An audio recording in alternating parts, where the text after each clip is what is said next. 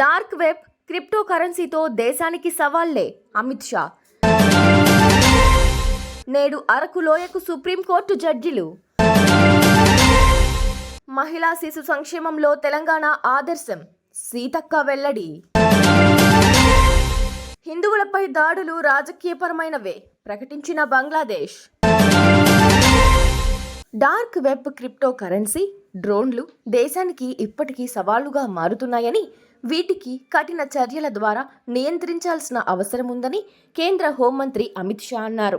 మాదక ద్రవ్యాల అక్రమ రవాణా, జాతీయ భద్రతపై ఢిల్లీలో జరిగిన సమావేశంలో మాట్లాడుతూ, 1 కిలో మాదక ద్రవ్యం కూడా దేశం లోపలికి లేదా వెలుపలికి రవాణా చేసేందుకు అంగీకరించమని చెప్పుకొచ్చారు. సుప్రీంకోర్టు సీజేఐ సంజీవ్ ఖన్నాతో సహా 25 మంది న్యాయమూర్తుల బృందం నేడు అరకు లోయలో పర్యటించనుంది. వీరంతా విశాఖపట్నం నుంచి రైలులో ఉదయం 10:30 గంటలకు అరకు లోయకు చేరుకోనున్నారు. గిరిజన మ్యూజియం, గిరి గ్రామ దర్శినిని పరిశీలిస్తారు. స్థానిక గిరిజనుల స్థితిగతులను, పరిస్థితులను తెలుసుకోనున్నారు. అనంతరం బొర్రా గుహలను సందర్శించనున్నారు. వీరి రాక నేపథ్యంలో పోలీసులు భద్రతను కట్టుదిట్టం చేశారు.